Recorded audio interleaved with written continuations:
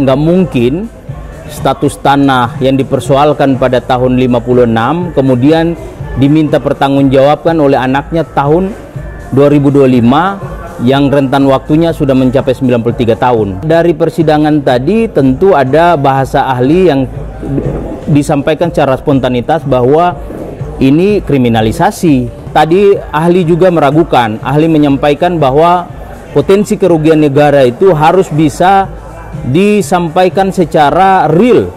Artinya bahwa status kepemilikan dari tanah ini secara perdata masih diuji dan belum mempunyai kekuatan hukum tetap. Kami menghimbau kepada Jaksa Agung supaya bisa memonitor perilaku-perilaku menyimpang yang dilakukan oleh rekan-rekan dari Kejaksaan Tinggi, khususnya dari tindak pidana khusus.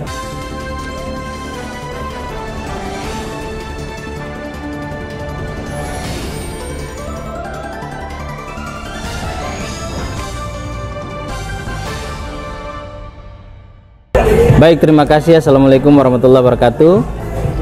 Selamat sore menjelang malam, teman-teman media.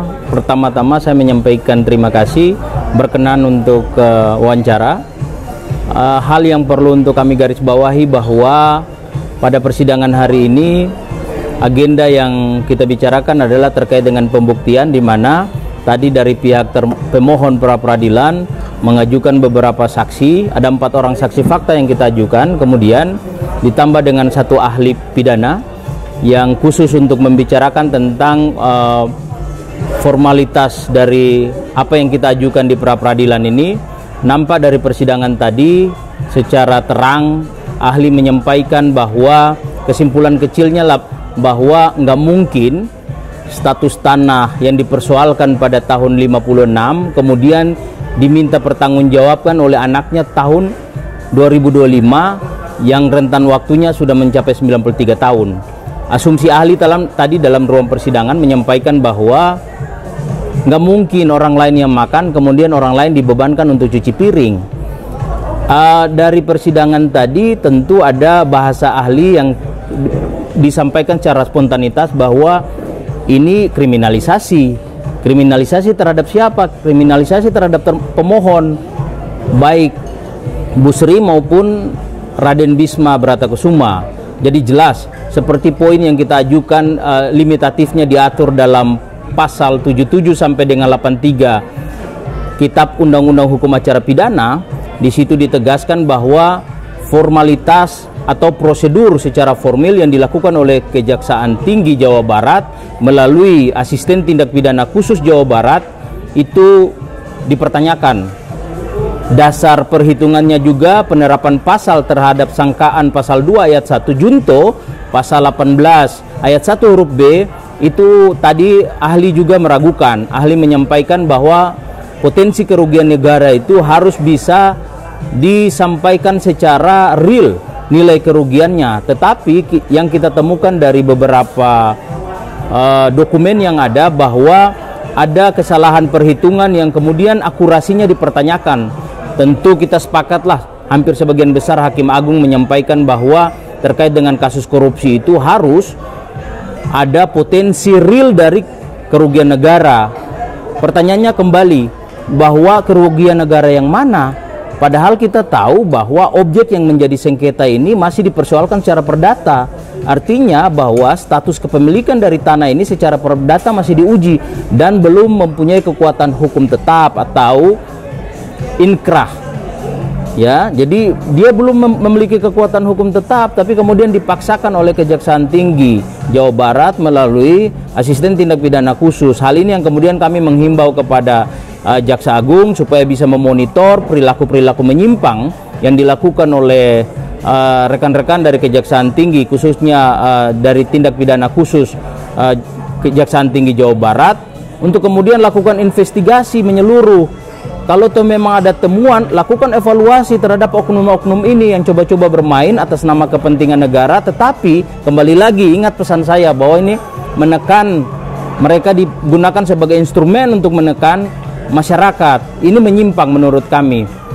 Jadi rekan-rekan semua, rekan-rekan media, kami berharap bahwa bukan cuma dari Kejaksaan Agung, tetapi dimonitor juga oleh lembaga hukum supaya peristiwa-peristiwa ini tidak terjadi di kemudian hari yang kemudian memberikan paradigma negatif, kemudian menciptakan presiden yang buruk terhadap penegakan hukum yang terjadi di negeri ini. Kami yakin setelah ahli tadi dimintain keterangan dari pemaparan ahli terkait dengan formalitas yang dilakukan terkait dengan penetapan tersangka, penahanan, penangkapan, penyelidikan, penyitaan barang bukti maupun penggeledahan, berdasarkan ahli tadi didukung dengan saksi fakta yang kami hadirkan 4 orang itu ternyata menemukan banyak hal-hal yang menyimpang. Demikian. Apakah ada nanti Pak, kalau sampai ini misalnya tidak terbukti Pak, apakah dari pihak Kebun Binatang akan adanya penuntutan balik terhadap proses yang sudah mengganggu? Ya tentu di pasal 77 sampai dengan 83 KUHP itu sudah diatur jelas. Ada rehabilitasi. Rehabilitasi itu terkait dengan apa? Pemulihan nama baik. Bagaimana mungkin instrumen negara digunakan untuk menekan orang yang tanda kutip disampaikan oleh ahli bahwa wah ini kriminalisasi. Kami semakin yakin dari tim penasihat hukum yang mengajukan sebagai pemohon pra peradilan mengakui secara penuh bahwa klien kami dikriminalisasi karena ada intervensi orang-orang tertentu yang kemudian sengaja untuk menumpang, untuk memancing di air keruh, untuk mengambil keuntungan dari persoalan ini. Demikian. Jadi kita optimis ya Pak bisa memenangkan.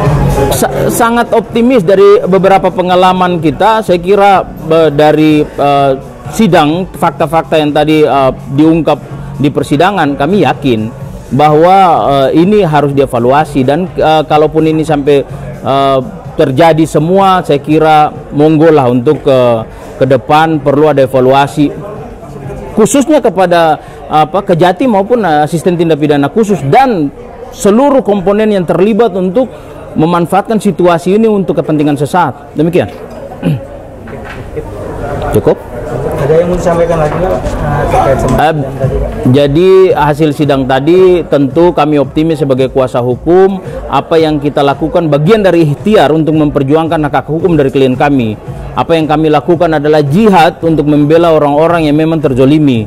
Saya kira dari sini juga dari awal saya sudah sampaikan bahwa melalui Drusmonian Partners ada satu wadah yang dibentuk yang disebut dengan FIS, FAS Indonesia Sinergi. FAS Indonesia Sinergi itu FAS dari kata Forum Advokasi Sengketa Tanah. Kami merasa terpanggil, belum lagi dari teman-teman di Bandung sendiri, kearifan lokal, dari Sundawani, maupun ada beberapa organisasi Sunda yang kemudian merasa terusik dengan kasus ini karena dianggap terlalu jauh untuk mempersoalkan 93 tahun tanah ini dikuasai oleh Yayasan Kebun Binatang, dikelola. Kalau mau merujuk kepada peraturan pemerintah nomor 20 tahun 2021 pasal 1 angka 2 itu disebutkan secara tegas bahwa kalaupun pemanfaatan lahan ini sudah dilakukan selama 20 tahun atau lebih bahkan 30 tahun, maka hak kepemilikan itu yang menikmati lahan ini sudah beritikat baik. Artinya apa? Prioritas pertama untuk mendapatkan hak untuk memiliki ini tanah. Tetapi ini klaim sepihak ini yang kami lawan. Demikian.